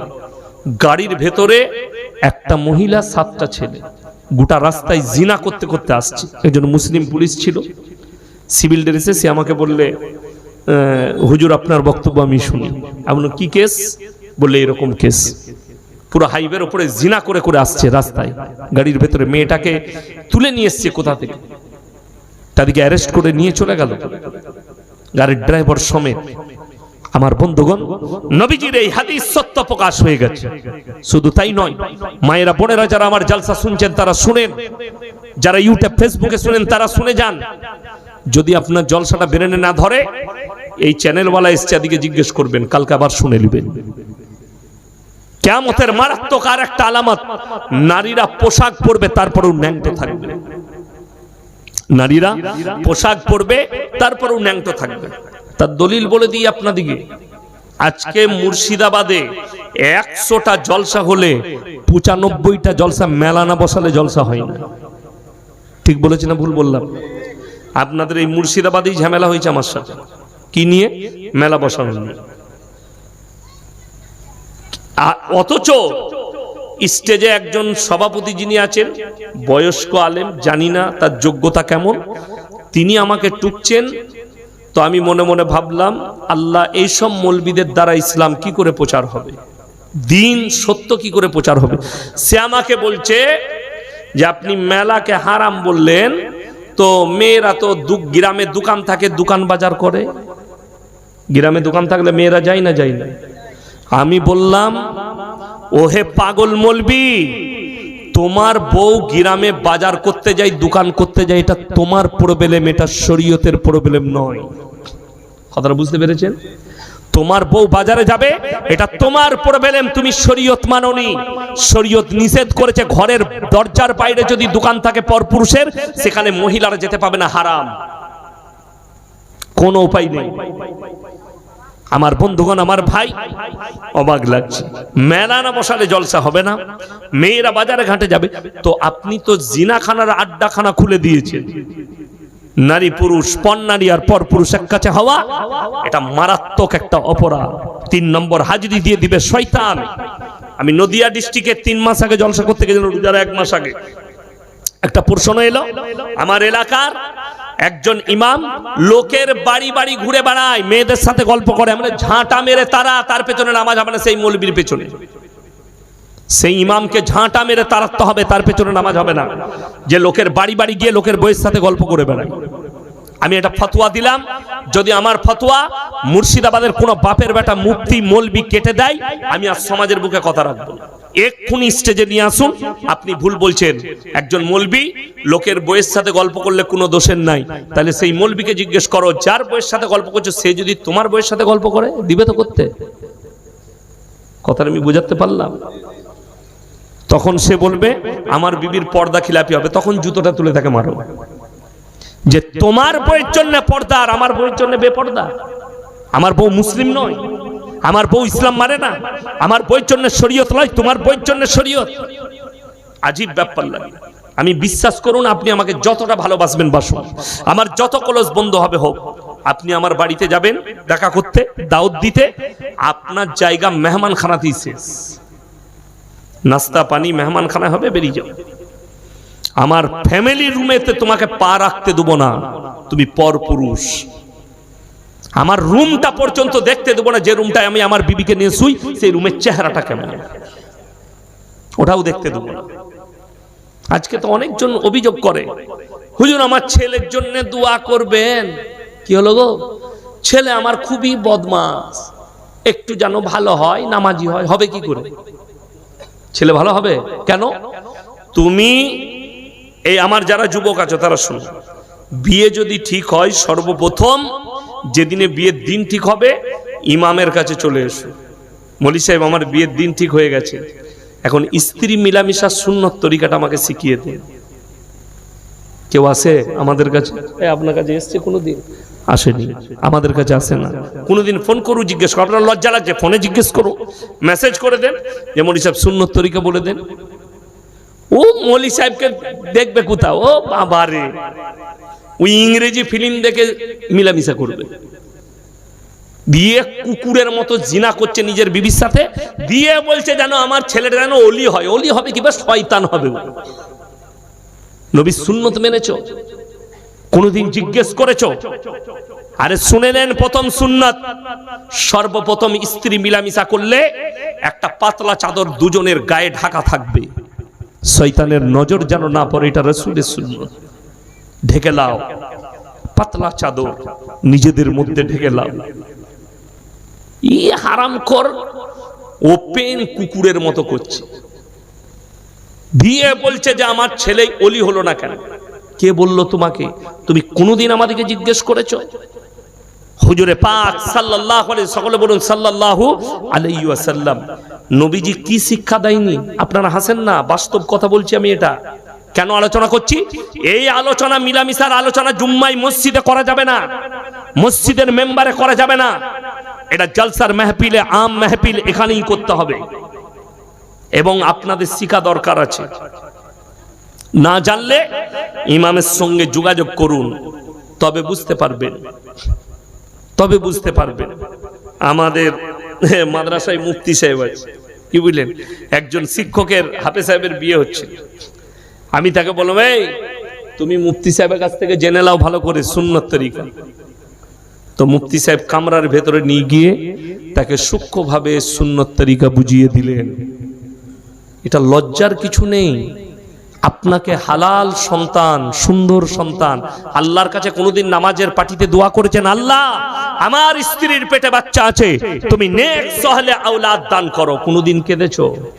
কোনোদিন আল্লাহকে বলেছো? তোমার বিবি কোনোদিন বলেছে? আমার বন্ধুগণ, আমার ভাই, বড় কষ্ট লাগে। আপনাকে মুর্শিদাবাদে দেখিয়ে দেব, আপনাদের মুর্শিদাবাদের লোক আমাকে ফোন করে গাল দেয়, মেসেজে গাল দেয়, অথচ আমি মুর্শিদাবাদের প্রমাণ দেবো, স্ক্রিনশট মেরে রেখে দিয়েছি। ঈদ নবীজি সাল্লাল্লাহু আলাইহি সাল্লাম একটা খুশির দিন আল্লাহর তরফ থেকে আমরা পেয়েছি না পাইনি? আচ্ছা, গান বাজনা ইসলামে হারাম না হালাল? হারাম। আমি মুর্শিদাবাদে দেখিয়ে দেবো ঈদ উপলক্ষে বুগি বুগি ড্যান্স। মুর্শিদাবাদ জেলায় ঈদ উপলক্ষে ড্যান্স হাঙ্গামা। একটা মেলা হচ্ছে, মেলাটা কি উপলক্ষে? বুড়ো পীরের ওরস উপলক্ষে মেলা। মোবাইলে আমার কাছে ফটো তোলা আছে, আমি পোস্টার দেখিয়ে দেবো। একদম নাচছে স্টেজে কে? একজন চাচা মুখে দাঁড়িয়ে আছে, সে একটা ন্যাংটো মেয়ের সাথে ড্যান্স করছে, মুখে দাঁড়িয়ে আছে এক মুষ্টি, পাটা অর্ধেকটা কবরে চলে গেছে, আর বেশি বাকি নাই, এরপর মরবেও, কিন্তু ড্যান্স করছে। কোথায়? স্টেজে। আপনি বলবেন ইয়াসিন সাহেব পীর বিরোধী মৌলবী, আমি প্রমাণ দিচ্ছি তো, কে কে দেখবেন বলুন। যদি আরো বলেন পাঠাতে, আমাকে হোয়াটসঅ্যাপে আমার নম্বর ইউটিউবে পেয়ে যাবেন, আমি মুখে বলবো না, তাহলে আমাকে জ্বলিয়ে দিবেন। ইউটিউবে খুঁজে নেবেন, হোয়াটসঅ্যাপে সালাম পাঠাবেন, ইনশাল্লাহ আমি আপনাকে ওই ফটোটা দিয়ে দেবো। আপনি খুঁজে নেবেন মুর্শিদাবাদ জেলায় এই বুড়োপুরের ওরস কোথায় হচ্ছে, ড্যান্স হাঙ্গামা, বুগি বুগি ড্যান্স। অথচ লোক আমাকে পীর বিরোধী মনে করে। আমি পীর বিরোধী না, আমি সিস্টেম বিরোধী লোক। তোমার সিস্টেম ভুল, আমি তোমার বিরুদ্ধে। বড় কষ্ট। নামাজ পড়া ফরজ না ফরজ নয়? 5 ওয়াক্তে ফরজ। আপনি চলুন, আমাদের সমাজের লোক মসজিদের জন্য এত সিমেন্ট দিয়ে দিল, টাকা চাইলে টাকা দিচ্ছে, সব করছে, কিন্তু নামাজ পড়বে না। আরে মসজিদের টাকা দেওয়াটা বড় জিনিস নয়। টাকা আপনি 100 টাকা কম দেন, টাকা দরকার পড়ে দেন না, কিন্তু 5 ওয়াক্তের নামাজ পড়া ফরজ এবং জরুরি। ওটা কি পড়তে পেরেছে? মুসলিম ছেলেরা খালি বলছে যে মসজিদ বানিয়ে দাও, টাকা দিতে রাজি আছি, কিন্তু নামাজ পড়বে না, দিয়ে টাকা দিয়ে জান্নাতে যাবে। এটাই তো দুঃখের বিষয়। মুসলিম, এই যে বাবরি মসজিদ যখন ভেঙে গিয়েছিল, তখন কত যুবক কেঁদেছে, বসে বসে মোবাইলে কাঁদছে, আমাদের বাবরি মসজিদ ভেঙে গেল, চলে গেল। তুমি কাঁদছো বাবরি মসজিদের জন্য, আর তোমার মসজিদ কাঁদছে তোমার জন্য, তুমি মসজিদে জীবনে নামাজ পড়তে যাও না। কত দুঃখের বিষয়, তোমার ঘরের মসজিদ, তুমি নামাজ পড়তে যাও না। আমার বন্ধুগণ, আমার ভাই, নবীজি বললেন যার নামাজ নেই তার মধ্যে ইসলাম নেই। কি বললাম? যার নামাজ নেই তার মধ্যে ইসলাম নেই। এটা আল্লাহ রাসূল সাল্লাল্লাহু আলাইহি সাল্লাম স্পষ্ট বললেন। যার মধ্যে নামাজ নেই তার মধ্যে। আমাদের দেশে তো 3টে কোয়ালিটি নামাজি, কটা বললাম? 3টে। একটা 5 ওয়াক্তের, একটা জুম্মার, একটা ঈদ আর বাকরা ঈদ। এই 3টে কোয়ালিটি। আবার একদল আছে নামাজ তো পড়েই না। ধরলেন এই গ্রামে মাইয়াত হয়েছে, বলা হলো যে ভাই জোহরের নামাজের পরে জানাজা হবে, হয় না? হয় না? হয়তো জোহরের নামাজের পরে জানাজা হবে। মসজিদে ফরজ নামাজ আদায় হচ্ছে, মসজিদে ফরজ নামাজের পরে জানাজা হবে। আচ্ছা, কেউ যদি জানাজা নামাজ ছেড়ে দেয় কোনো গুনাহ আছে? কোনো গুনাহ নাই। আচ্ছা, কোন ব্যক্তি যদি জেনে শুনে ফরজ নামাজ ছাড়ে, বড় গুনাহ, কবিরা গুনাহ। কোন ব্যক্তি এখন এই উজু করে হযরত দাঁড়িয়ে আছে, ও শুধু জানাজা পড়বে কিন্তু ফরজ নামাজ পড়বে না, এরকম লোক আছে না? দাঁড়িয়ে থাকে। আবার একদল আছে নামাজ তো পড়েই না, চায়ের দোকানে যদি মুসল্লিরা, নামাজিরা, নামাজি ভাইরা বলে, ভাই তুমি নামাজ পড়ো না কেন? কি উত্তর দেয় জানেন? নামাজ না পড়তে পারি, ইমানটা কিন্তু তোমার থেকে আমার ভালোই আছে। এরকম মাল আছে না? না, গাদা আছে, বহুত আছে। ইমান আমার ঠিক আছে। তারা কান খুলে শুনে লাও, কিয়ামতের দিনে দুটো রাস্তা হবে, একটা জান্নাতীদের, একটা জাহান্নামীদের। এই যারা অস্বীকার করবে তারা কিভাবে জাহান্নামে যাবে শুনেলেন। আমার আল্লাহ রাব্বুল আলামিন কোরআনে বললেন, জান্নাতীরা যখন জান্নাতের পথে যাবে আর জাহান্নামীরা জাহান্নামের পথে যাবে, জান্নাতীরা তাদেরকে ডাক দিয়ে বলবে, ফি জান্নাতি ইয়াতাসাআলুনা আনিল মুজরিমিনা মা সালাকাকুম ফি সাকার। হে জাহান্নামী ভাইরা দাঁড়াও, তোমরা বলতে আমরা ঈমানদার, আমরা মুমিন, তোমরা কেন জাহান্নামে যাচ্ছ? তারা এক নম্বর উত্তর দেবে, ক্বালু লাম নাকু মিনাল মুসাল্লিন, আমরা নামাজি মুসল্লিদের মধ্যে ছিলাম না, ওয়ালাম নাকু নুতিমুল মিসকিন, আর আমরা মিসকিনকে খানা খাওয়াইতাম না, তাই আল্লাহ আমাদিকে জাহান্নামে পাঠিয়েছেন। ওয়া কুন্না নাখুদু মাল খাইদিন, আর আমরা দাড়ি টুপি নামাজি মুসল্লিদিকে দেখে হাসি ঠাট্টা বিদ্রুপ করতাম। ওয়া কুন্না নুকাজ্জিবু বিয়াউমিদ্দিন, আর আমরা বিচারের দিবসকে মিথ্যা বলে মনে করিতাম, তাই আল্লাহ আমাদিকে জাহান্নামে পাঠিয়েছেন। আমার ভাইয়েরা, আমার মায়েরা, বোনেরা, আল্লাহ কিয়ামতের দিনে যখন জাহান্নামকে টেনে আনবেন আর 70,000 ফেরেশতা টেনে ধরে থাকবে, জাহান্নাম তর্জন গর্জন দেবে, জাহান্নামের আগুন ওপর দিকে লিলিহান শিখা দিয়ে উঠবে। আমার আল্লাহ কোরআনে বললেন, জাহান্নামীরা দেখার পরে আল্লাহর কাছে মাথা নত করবে, সূরা সিজদা, এবং তারা আল্লাহর কাছে বলতে থাকবে, রব্বানা ইয়াবসারনা ওয়াসামিনা ফারজিনা নামাল সলিহান ইন্না মুকিনুন। ওগো আল্লাহ, আজকে আমরা জাহান্নাম দেখতে পেলাম, তার গর্জন আমরা শুনতে পেলাম, আর একবার আমাদেরকে দুনিয়াতে ফিরিয়ে দাও, ভালো কাজ করব, নেক কাজ করব, নেক আমল করে আনবো। তখন আল্লাহ তাআলা উত্তর দেবেন, লা আমলান্না জাহান্নামা মিনাল জিন্নাতি ওয়ান নাসি আজমাইন, আজকে আমি জাহান্নামকে জিন এবং ইনসান দ্বারা পরিপূর্ণ করব। তখন তারা হাই আফসোস করে বলবে, ওয়া ইয়াকুলুল কাফিরু ইয়া লাইতানি কুনতু তুরাবা, আজকে যদি হাই আমরা মানুষ না হয়ে মাটি হতাম, আমাদের ভাগ্যটা কত ভালো হতো। তারা আফসোস করবে, ওয়া ইয়াকুলুল কাফিরু ইয়া লাইতানি কুনতু তুরাবা, আমরা মানুষ না হয়ে আজকে মাটি হলে আমাদের কত মঙ্গল হতো। আমার বন্ধুগণ, আমার ভাই, আল্লাহ তাআলা আপনাকে মুসলমান ঘরে জন্ম দিয়েছে, মুমিন করে পাঠিয়েছে। সবাই হাত তুলে বলুন তো, 5 ওয়াক্তের নামাজি হব ইনশাআল্লাহ। হ্যাঁ, নামাজ, কোন যুবক যুবতী আমার মা বোন কেউ নামাজ ছাড়বেন না। নামাজকে বলো না কাজ আছে, কাজকে বলো আমার নামাজ বাকি আছে।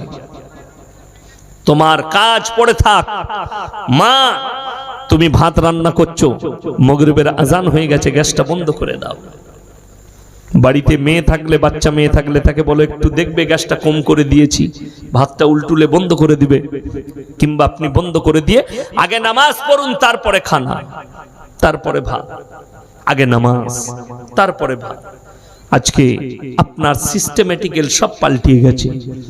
শুধু তাই নয়, আপনারা দেখেছেন যারা আমাদেরকে গালি দিচ্ছে, দাড়িওয়ালাকে, টুপিওয়ালাকে, নামাজকে, রোজাকে যারা গালি দিচ্ছে, আজকে গোটা পৃথিবীতে যতগুলো নাস্তিক, বেঈমান, কাফের আছে, তাদের মুখে তালা এঁটে গেছে।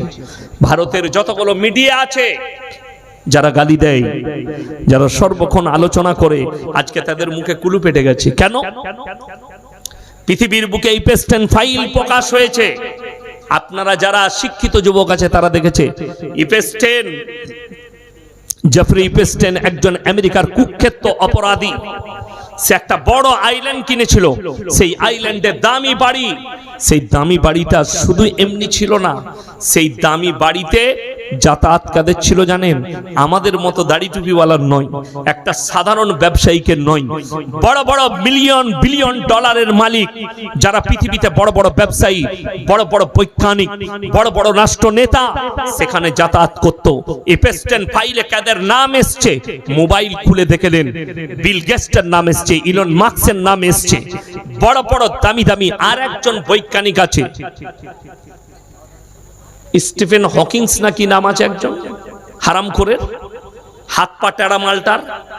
হ্যাঁ, আমাদের স্কুলের মাস্টাররা মোবাইলে দেখায়, দেখো পড়াশোনা করে এর মতো হবে। আমি বলছি জানোয়ার হও, কিন্তু ওর মতো হও না।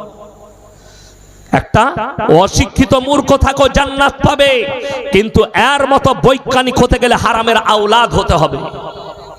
যদি বলেন কেন বলছেন এরকম ভাষা, শুনেলেন, আপনাকে যদি এখন বুঝিয়ে দিই, আর আপনার যদি বাচ্চা মেয়ে থাকে, আমি কেন বলেছি কালকে যে আমার হাতে 100টা পরমাণু থাকলে, আর আমি যদি রাষ্ট্রপ্রধান হতাম, 100টা পরমাণুতে টিগার দেবে দিতাম, ধ্বংস হয়ে যাক, আমিও হব, সবাই কি করে দেব।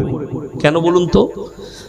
এই 6 বছর 7 বছর 8 বছর 9 বছরের বাচ্চা মেয়েটিকে পৃথিবীর বিভিন্ন দেশ থেকে কিডন্যাপ করে নিয়ে যাওয়া হয়েছে, ইপস্টেনের আড্ডাখানায় নিয়ে গেছে। তার বিভিন্ন ধরনের মহিলা ছিল যারা প্রলোভন দেখাতো, এবং তাদেরকে কাজ দেবার নাম করে, তোমাদেরকে গিফট দেবার নাম করে তাদেরকে প্রলোভন দেখিয়ে নিয়ে গেছে, তোমাদেরকে উচ্চ শিক্ষিত করব, অপহরণ করে চলে গেছে ইপস্টেনের আড্ডাখানায়। সেখানে এই পৃথিবীর বড় বড় দেশের বিলিয়নিয়াররা তারা গিয়ে এই নারীগুলোকে শোষণ করেছে, বাচ্চা মেয়েদিকে। এরা ধর্ষণ করেই ক্ষান্ত হয়নি, ধর্ষণ করার পরে সেই বাচ্চা মেয়েটাকে মার্ডার করা হয়েছে, তার মাংস রান্না করা হয়েছে, সেই রান্না মাংস দিয়ে মদের পার্টি করেছে। বলুন নাউজুবিল্লাহ। আমি চিন্তা করলাম, এই হাত পা বেঁকা হকিংস বলে এই বৈজ্ঞানিক এ মাল কি করতে যেত? এত যা বেকাটারা ই কোনো মেয়ের সাথে মিলামিশা করতে পারবে না আশা করি। তো আমি এর ফাইলটা খুলে দেখি এ মাল যেত কেন। এর একটা কথা এসছে, স্টিফেনকে বলেছিল যে আমার সব থেকে বেশি সুস্বাদু লাগে বাচ্চা মেয়েদের মাংস। নাউজুবিল্লাহ বলেন। তাইলে একে কি করে আপনি বৈজ্ঞানিক বলছেন, একে কি করে জ্ঞানী বলছেন, যে বলছে আমি বাচ্চা মেয়েদের মাংস খাবো? তুমি বাচ্চা মেয়ে এলে আমাকে ডাকবে। শুধু তাই নয়, আপনি অবাক হবেন, 13 বছর 14 বছরের বাচ্চা মেয়েদিকে নিয়ে যেত, তাদেরকে ধর্ষণ করার পরে তারা প্রেগনেন্ট হয়ে যেত, আর প্রেগনেন্টের পরে তাদের পেটের বাচ্চা 6 মাস হলে সেই মেয়েটাকে মার্ডার করে পেট চিরে সেই বাচ্চাটাকে বার করে তার স্যুপ বানিয়ে খেত। বলুন নাউজুবিল্লাহ।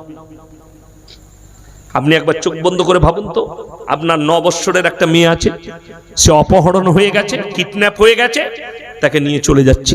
আল্লাহ রাসূলের হাদিস, কিয়ামতের পূর্বে মানুষ মানুষকে হত্যা করবে, বিনা কারণে যে হত্যা করবে সেও জানবে না আমি কেন হত্যা করলাম, আর যে হত্যা হবে সেও জানবে না আমাকে কেন হত্যা করা হলো। কয়েক মাস আগে আপনাদের মুর্শিদাবাদ জেলা, থানাটার নাম হচ্ছে সালার থানা, নাম শুনেছেন তো? মুর্শিদাবাদ জেলা সালার থানা, আমার বর্ধমানের সাথে সেটে আছে। এই সালার থানায় একটা বাচ্চা মেয়ে মার্ডার হয়েছিল, দেখেছিলেন আপনারা মোবাইলে? দেখেননি খবরে? বাচ্চা মেয়ে ছিল, 6 বছর 7 বছরের মেয়ে।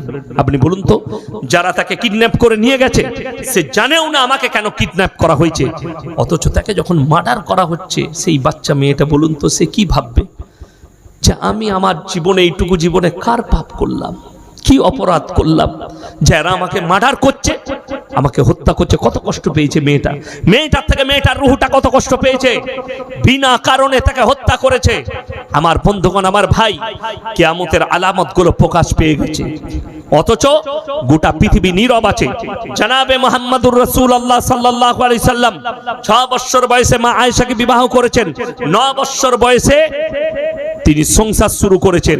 এই হারামের আওলাদ তসলিমা নাসরিন আর এই বাংলাদেশের আর এক হারামের কুখ্যাত হারামখোর আছে, তার নাম হচ্ছে আসাদ নূর, নাস্তিক, নবীজিকে গালি দিচ্ছে।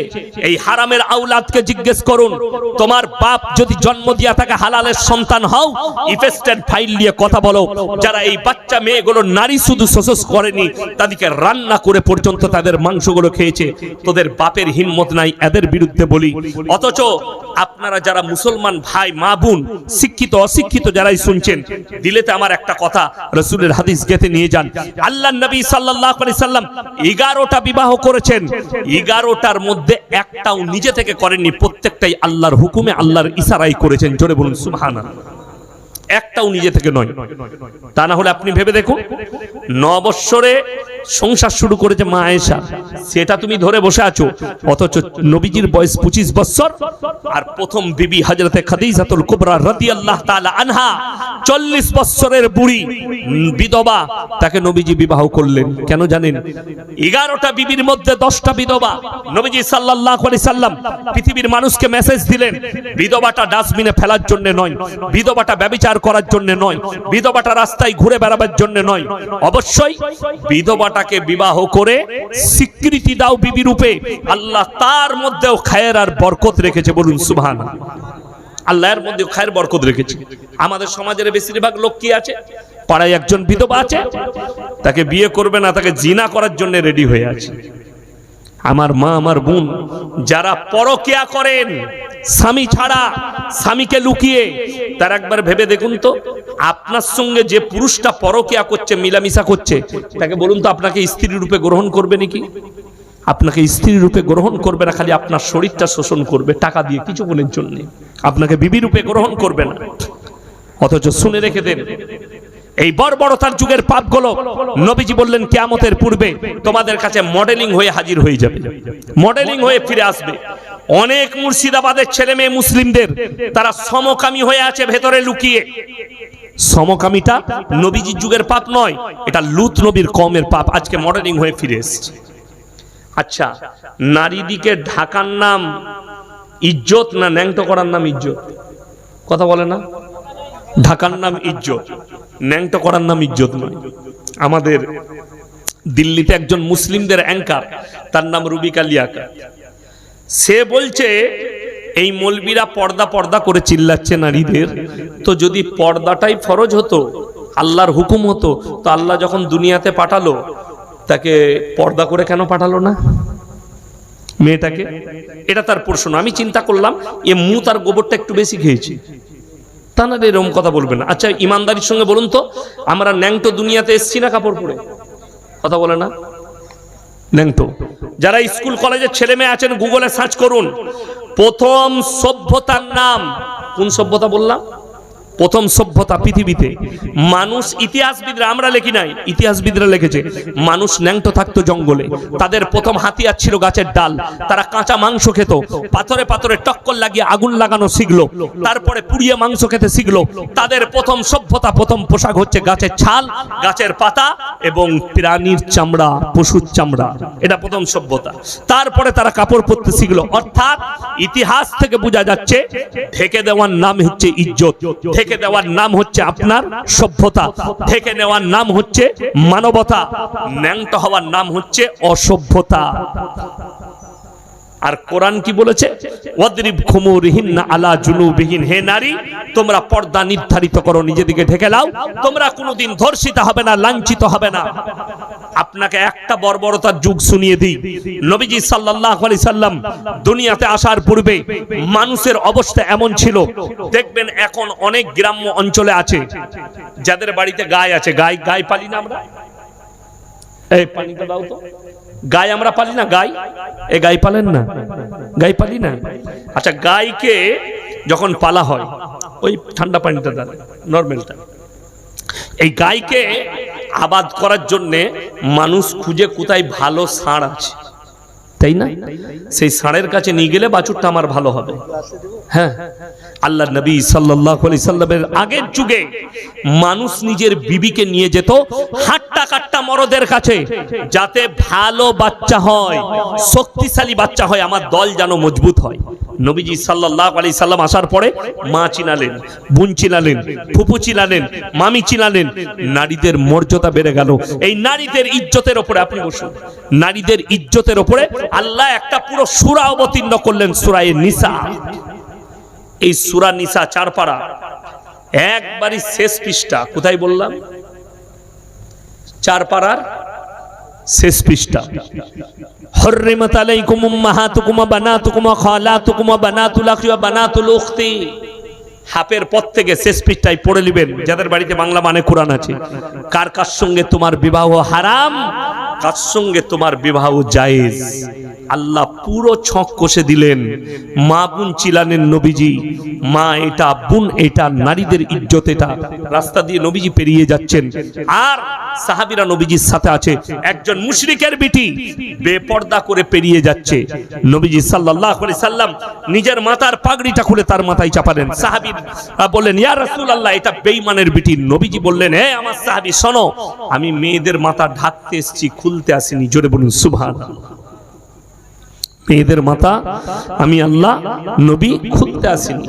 ওই জন্যে জীবন থাকতে যারা বেঁচে আছেন, যাদের বিয়ে হয়নি, যাদের বিয়ে হয়েছে, যারা বাপ আছেন, 2 ছেলে 3 ছেলের 5 ছেলের বাপ, তারা শুনে যান, জীবনে 3টে সাদকা সবাই করে যাব। জোরে বলুন ইনশাআল্লাহ, বেঁচে থাকতে থাকতে। নাম্বার 1, নেক সন্তান। কি সন্তান বললাম বাবা? নেক সন্তান। নাম্বার 2, নিজের জন্য সাদকায়ে জারিয়া। নেক সন্তানটা কেমন হবে? আপনি মরে গেলে সেই বেটা যেন ইমামকে এসে বলতে পারে, হুজুর, হ্যাঁ আমি তো সবই মাসলা মাসাইল জানি, 5 ওয়াক্ত নামাজ পড়ি, আলহামদুলিল্লাহ, আমার সবই তো দেখতেন ঠিক আছে, তো আমি আমার বাপের জানাজাটা পড়াবো। হাদিসে আছে, কোন সন্তান যদি বাপের জন্য দোয়া করে আর তার চোখের পানিটা গালে গড়ানোর আগে আমার আল্লাহ কবুল করে নেয়। জোরে বলুন সুবহানাল্লাহ। আপনি ভাবুন তো, আপনি দোয়া পড়ছেন, আল্লাহুম্মা গফির লি হাইয়িনা ওয়া মাইয়িতিনা ওয়া শাহিদিনা ওয়া গায়বিনা ওয়া সাগীরিনা ওয়া কাবীরিনা ওয়া যাকারিনা ওয়া উনসানা, আর আপনার চোখ দিয়ে পানি পড়ছে, আমি আমার বাপের জানাজা পড়াচ্ছি।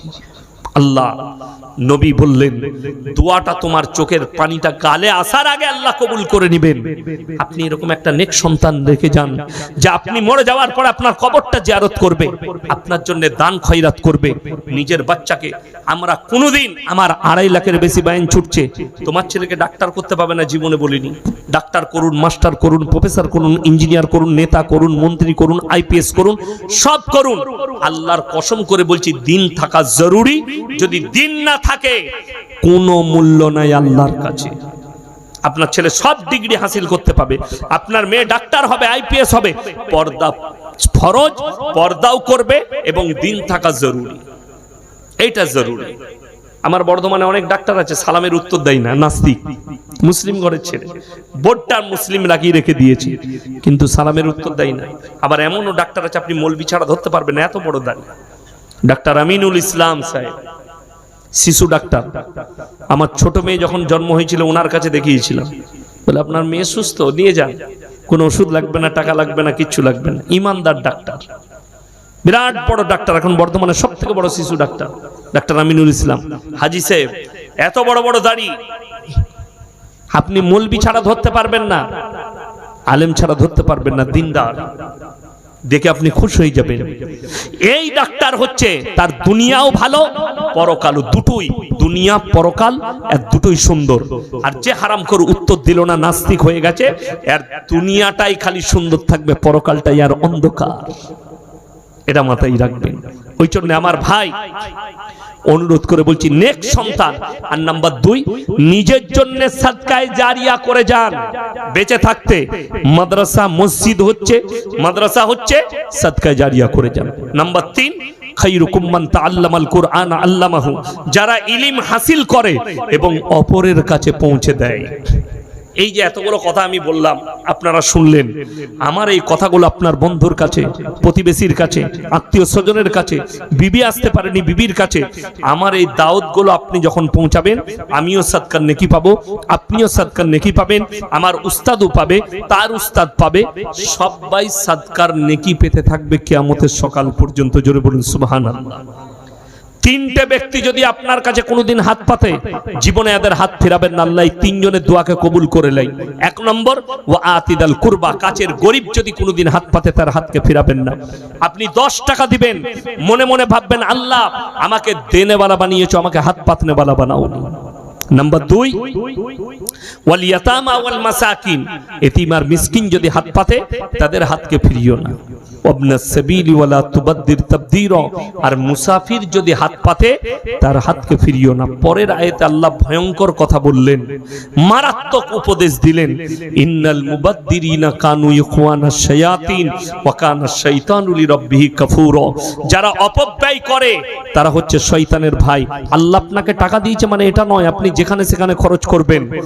যদি কেউ ইসলাম বিরোধী, আল্লাহ বিরোধী, রাসূল বিরোধী, শরীয়ত বিরোধী জায়গায় খরচ করে, মদেতে, গাঁজাতে, আফিংয়ে, হিরোইনে, জুয়াতে, বিভিন্ন রকম খারাপ কাজে, গান বাজনায় ইত্যাদিতে যদি খরচ করেন, আল্লাহ কোরআনে বললেন তারা হচ্ছে শয়তানের ভাই, অপব্যয়কারী শয়তানের ভাই। আর আল্লাহ তাআলা বললেন শয়তান জাহান্নামী, তার ভাই যে হবে সে জান্নাতে যেতে পারবে না। টাকা আল্লাহ আপনাকে দিয়েছে মানে এটা নয় যে আপনি আপনার ইচ্ছা মতো হারাম হালাল যে কোনো জায়গায় খরচ করবেন না। আপনাকে শুধুমাত্র হালাল জায়গায় খরচ করতে হবে। আপনি পেটে খান। আমরা মনে করি মানুষ বেশি ভালো মন্দ খাই বলে গরিব হয়ে যায়, না, কোনোদিন নয়। যার টাকা আছে খাবার জন্য গরিব হয় না। যতজনকে আল্লাহ গরিব করেছে, যাদের কাছ থেকে সম্পদ কেড়েছে, তাদের ভেতর থেকে খবর নেন অপব্যয় করার কারণে আল্লাহ তাআলা সম্পদ কেড়ে নিয়েছে। অপব্যয় মানে মালটাকে আল্লাহ রাস্তা বাদ দিয়ে তারা হারাম জায়গায় খরচ করা। ওই জন্য আমার বন্ধুগণ সবাই নিয়ত করুন আমরা আল্লাহর রাস্তায় খরচ করবো, জোরে বলুন ইনশাআল্লাহ। আজকের এই জলসায় সব থেকে বড় মুসাফিরকে কথা বলে আমি 180 কিলোমিটার এলাম, আমি 180 আমার বাড়ি থেকে, তাও কাটোয়া ঘাট পেরিয়েছি বলে।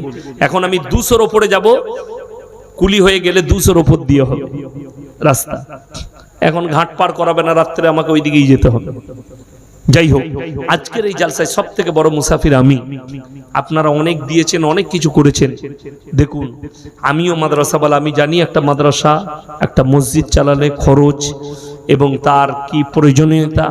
তবে পৃথিবীতে সব থেকে সুন্দর বাড়ি হচ্ছে মসজিদ, আল্লাহর ঘর। নবীজি সাল্লাল্লাহু আলাইহি সাল্লাম বলেছেন জাকিরা, কিয়ামতের দিনে গচ্ছিত সম্পদ। মানুষ কাঁদবে কি নিয়ে জানেন বেশি? যে আমি যদি মাদ্রাসায় মসজিদে যদি আরো 10 টাকা বেশি খরচ করতাম আমার মঙ্গল হতো। ইমানদারির সঙ্গে বলুন তো বাবা, কোরআনে পারা কটা আছে? 30টা পারা আছে। আপনারা আমাকে 30 ব্যাগ সিমেন্ট বলুন তো কে কে দিবেন? 5 ব্যাগ করে 6 জন ভাই বলুন তো। মাত্র 5 জন বলেছি, 6 ব্যাগ করে 5 6 30 হয়ে যাবে। 30 পারা কোরআনে। হাত তুলেন একজন কে আছেন বিসমিল্লাহ। মসজিদ আল্লাহর ঘরের জন্য কিয়ামতের সকাল পর্যন্ত আপনি শুয়ে শুয়ে কবরে নেকি পাবেন। একজন কেউ আছেন 5 বস্তা নিয়ত করেন দেখি। অনেক দিয়েছে আল্লাহ, অনেক জায়গায় খরচ করছেন, খালি 5টা বস্তা আল্লাহর রাস্তায় খরচ করুন। আমি বলছি কিয়ামতের দিনে আমাকে মনে পড়বে ইয়াসিন সাহেব বলেছিল, আমি হাতটা তুলেছিলাম, এই আল্লাহর ঘরের জন্য দিয়েছি। 5 বস্তা কেউ আছেন? একজন আল্লাহর বান্দা দেখি বিসমিল্লাহ করেন, আমার সঙ্গে হাতটা মিলিয়ে যান। মাশাআল্লাহ, কি নাম? উঠে এসো, আমার সঙ্গে হাত মিলাও।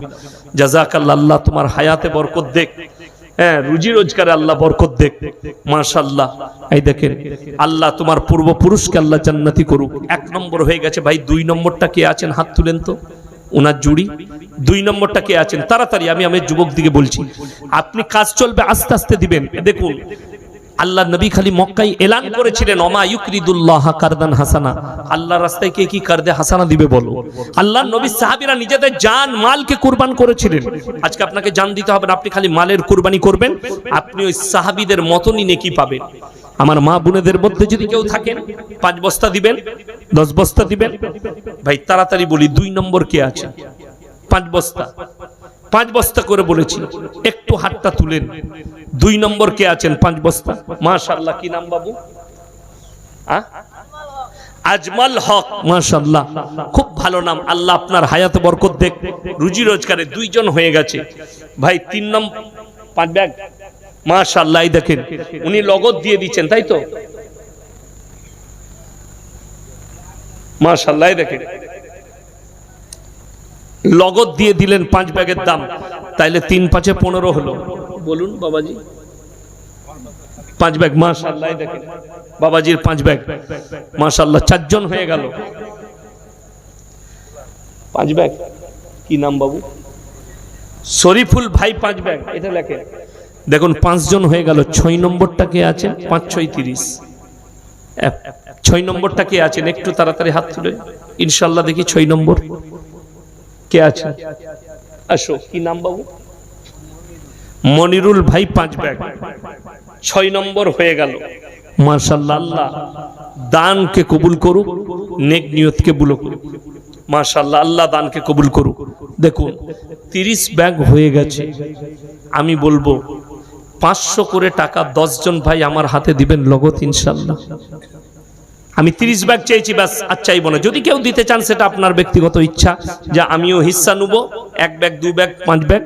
আমি বলবো 500 করে টাকা, যদি আপনার মোবাইলে থাকে আপনি ফোন পেতে দিয়ে যান। 500 করে টাকা কে কে আছে? একটু তাড়াতাড়ি উঠে আসি ইনশাআল্লাহ। মাত্র 500 করে টাকা ভাই। কেউ নেই? মায়েদের মধ্যে যদি কেউ থাকেন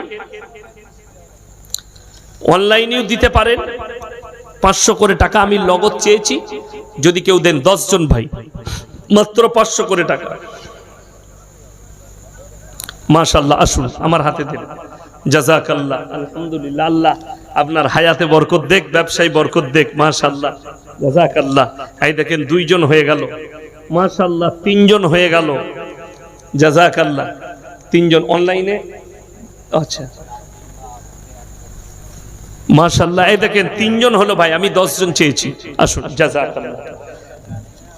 দেখুন আমি জানেন তো মুর্শিদাবাদে বলি আমি আপনাদের কাছে হাত পেতেছি, অন্যান্য জেলায় জলসা করলে আমি আদায় করি না। দিবার মানসিকতা আপনাদের আছে মাশাআল্লাহ। জাযাকাল্লাহ, আল্লাহ হায়াতে বরকত দেখ। এই দেখেন ভাই 2 3 4 5 জন হয়ে গেছে, আর 5 জন হলেই হয়ে যাবে 10টা ইনশাআল্লাহ। মায়েদের মধ্যে যদি কেউ থাকেন জাযাকাল্লাহ, আল্লাহ আপনার হায়াতে বরকত দেখ, রুজি রোজগারে বরকত দেখ। 6 জন হয়ে গেল আমার ভাই। আর কে আছেন? 6 জন হয়ে গেছে।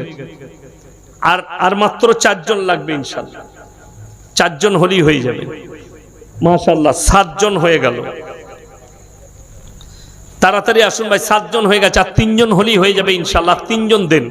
মায়েদের কাছ থেকে এখন আমি একটাও টাকাও পাইনি। সিমেন্ট একটা এসছে মনে হয় নাকি মায়েদের কাছ থেকে একটা। সামনে ভোট, এই ভোট নিয়ে মুসলিমের হাতে মুসলিম খুন হয়, আপনি কিছু বলুন। গাঁজা আর মদ খেলে ওই করবে মাশাআল্লাহ। এই দেখেন 8 জন হয়ে গেল, আর 2 জন দিয়ে দেন, 10টা হয়ে যাবে। এসআইআর বিরুদ্ধে আন্দোলন করতে গিয়ে আইনজীবী মুফাক্কিরুল ইসলাম গ্রেফতার, এই নিয়ে কিছু বলবেন? আমার কিছু বলার নেই। গোটা পৃথিবীর লোক হক না হক দেখতে পাচ্ছেন চোখে। এরপর যদি আমাকে কিছু বলতে হয় তাহলে অন্ধকে রাস্তা দেখানো হবে, আর অন্ধকে রাস্তা দেখালে সে কখন রাস্তা দেখতে পাবে? অন্ধ দেখতে পাবে না। তাহলে চোখ যার আছে সে দেখতে পেয়ে যাবে হক না হক কোনটা। বাস, আর কিছু বলবো না।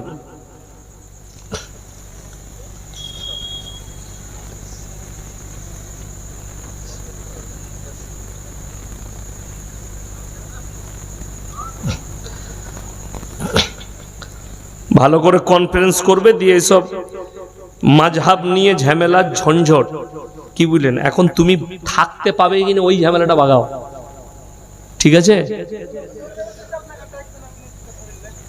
হ্যাঁ, হানাফি মাযহাবে পুরুষ ও মহিলাদের নামাজের পদ্ধতিতে যেমন হাত বাঁধা, সেজদা করা পার্থক্য করা হয়। প্রশ্ন উত্তরের পর্ব করবেন, ঠিক আছে?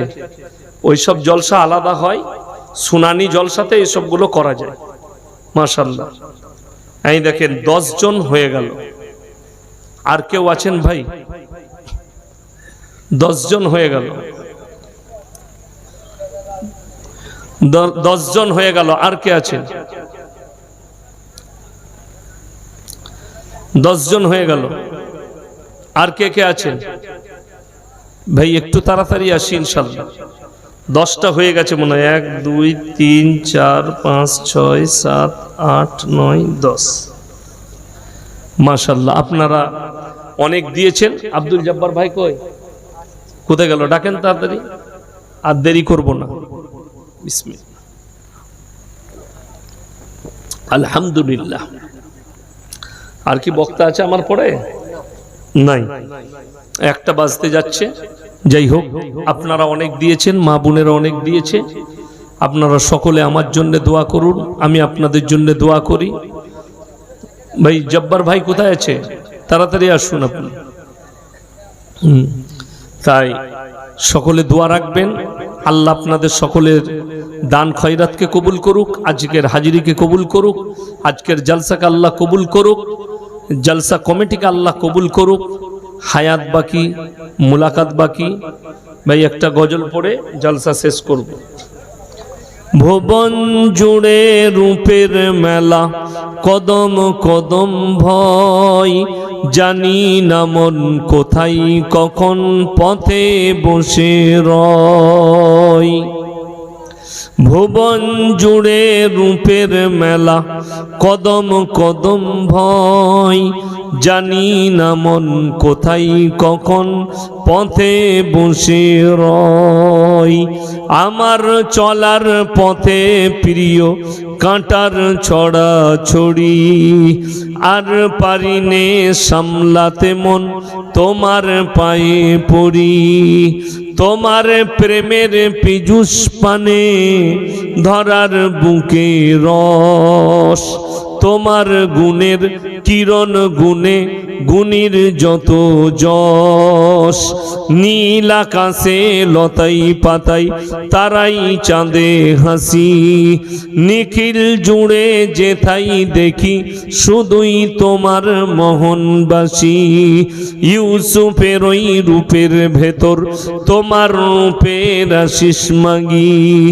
ঈসা মুসা ইব্রাহিম দাউদ নুহু সবই, সবার গুণে গুণী তুমি ওগো আমার প্রিয় নবী। সকলে বলুন সাল্লাল্লাহু আলাইহি ওয়াসাল্লাম। দোয়া করুন করে দিয়েছি। হ্যাঁ, 5000 টাকা নগদ, তারপরে 30 ব্যাগ সিমেন্ট। হ্যাঁ, সবাই ভাই একটু ছোট্ট করে দোয়া করে নি জলসায়। আপনারা যারা দিলেন আল্লাহ সকলকে কবুল করুক, মা বোনেদিকে কবুল করুক, আর জলসা কমিটিকে আল্লাহ কবুল করুক। রব্বানা আতিনা ফিদ দুনিয়া হাসানা ওয়া ফিল আখিরাতি হাসানা ওয়া কিনা আযাবান নার। রব্বানা লা তুযিগ কুলুবানা বা'দা ইয হাদাইতানা ওয়া হাব লানা মিন লাদুনকা রাহমা ইন্নাকা আনতাল ওয়াহ্হাব। ইয়া আল্লাহ, আমরা গুনাহগার, খাতাকার, বদকার, সিয়াকার, গুনাহকে মাফ করে দাও, খাতাকে দরগুজার করে দাও। আমাদের সকলকে তুমি পরেজগার, মুত্তাকি, দিনদার বানিয়ে নাও। ওগো আল্লাহ, যে ভাইরা তোমার ঘরের জন্য হাত বাড়িয়েছে তুমি তাদের দিকে রহমতের হাত বাড়িয়ে দাও। যারা যেভাবে দান করলে আল্লাহ সকলের দানকে কবুল করে নাও। সকলের জীবনের বালা মুসিবতকে তুমি দূর করে দাও। এই আল্লাহ সকলের ইজ্জতে তুমি বরকত দাও, কামায়ে বরকত দাও, রুজি রোজগারে বরকত দাও। আল্লাহ এই মসজিদ কমিটিকে তুমি কবুল করে নাও। ও আল্লাহ জলসা কমিটিকে তুমি কবুল করে নাও। ই আল্লাহ, যে ভাইরা এত মেহনত করে জলসা দিয়েছে আল্লাহ তুমি এদের সকলের জানে মালে ইজ্জতে কারোবারে ব্যবসা বাণিজ্য রুজি রোজগারে বরকত দাও। আল্লাহ আমাদের এই দোয়াকে রসুল পাক সাল্লাল্লাহু আলাইহি সাল্লামের ফজলে করমে তুমি কবুল করে নাও। রব্বানা হাব লানা মিন আজওয়াজিনা ওয়া যুররিয়াতিনা কুররাতা আয়ুন ওয়াজআলনা লিল মুত্তাকিনা ইমামা। রব্বানা ওয়ালা তুহাম্মিলনা মা লা তাকাতা লানা বি ওয়াফু আন্না ওয়াগফির লানা ওয়ারহামনা আনতা মাওলানা ফানসুরনা আলাল কওমিল কাফিরিন। ওয়া সাল্লাল্লাহু তাআলা আলা খায়রি খালকিহি মুহাম্মাদি ওয়া আলিহি ওয়া আসহাবিহি আজমাইন বিরহমাতিকা ইয়া আরহামার রাহিমিন।